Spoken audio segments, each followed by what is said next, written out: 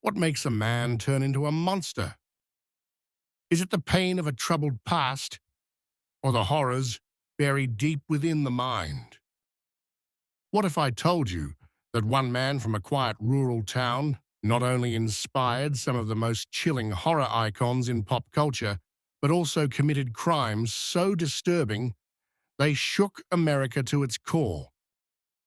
This is the terrifying, true story of Ed Gein, the real-life butcher behind legends like Psycho's Norman Bates, the Texas Chainsaw Massacre's Leatherface, and the Silence of the Lambs' Buffalo Bill. The twisted crimes of Ed Gein, the butcher of Plainfield.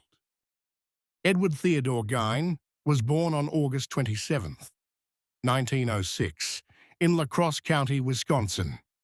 From the outside, Ed's childhood might seem like any other farm boy's life.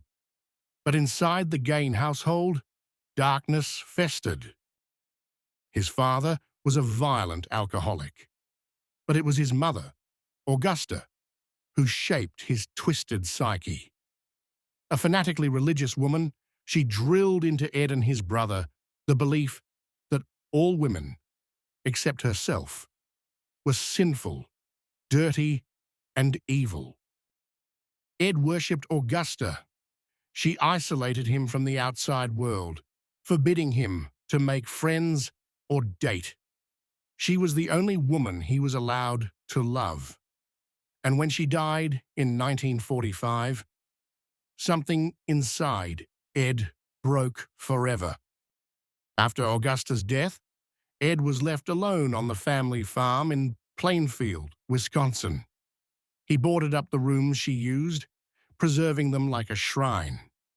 He lived in filth and squalor, obsessing over death, reading anatomy books, Nazi medical experiments, and pulp horror stories.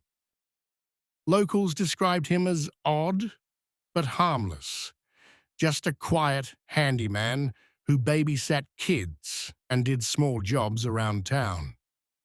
No one suspected the horrors that lay just behind the doors of his farmhouse.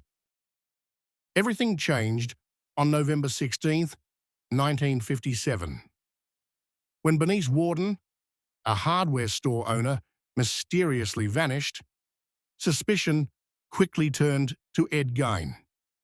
After all, she had last been seen with him, and her cash register receipt listed his name. Police searched his farmhouse, and what they found was beyond comprehension. In the shed hung Bernice Warden's body, decapitated, gutted like a deer. But that was only the beginning. Inside the house, officers discovered furniture made of human skin, bowls crafted from skulls, masks made from real human faces. There were organs in jars, a box of noses, and even a skin suit, sewn together from the bodies of women Ed had dug up from local cemeteries. Ed Gein admitted to killing only 2 women, Bernice Warden and Mary Hogan, a tavern owner who had disappeared 3 years earlier. But it was his grave robbing that truly horrified investigators. By his own confession, he made over 40 trips to cemeteries at night, digging up freshly buried female corpses who resembled his mother. He used their skin and body parts to create a woman's suit, an attempt, he said, to become his mother, or at least bring her back. He never admitted to cannibalism, though many believe otherwise. What's certain is that Ed's crimes blurred the line between murder, madness, and macabre obsession. In 1957, Ed Gein was found mentally unfit to stand trial. Doctors diagnosed him with schizophrenia and declared him legally insane. He was sent to the Central State Hospital for the criminally insane. In 1968, he was finally tried for the murder of Bernice Warden and found guilty, but still insane. He spent the rest of his life in mental institutions, dying in 1984 at the age of 77. The Gein farmhouse, the scene of so many horrors, mysteriously burned down in 1958. Some say it was arson, perhaps by locals who wanted to erase the nightmare once and for all. Though Ed Gein's crimes were confined to a tiny rural town, his legacy spread far and wide. He became the dark muse for Hollywood's most terrifying villains. Norman Bates in Psycho, a man obsessed with his dead mother. Leatherface in the Texas Chainsaw Massacre, who wore masks made of human skin. Buffalo Bill in The Silence of the Lambs, who sewed a suit from women's skin.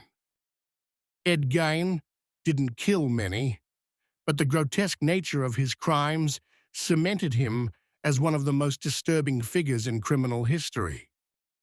Ed Gein was more than a murderer.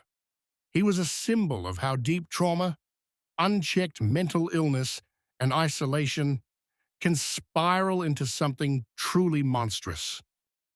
But perhaps the most chilling question isn't about what Ed Gein did, but how long he got away with it. How well do we really know the people around us? Tell us in the comments, what do you think truly created Ed Gein? Was he born a monster, or was he made? Don't forget to like, share, and subscribe for more true crime stories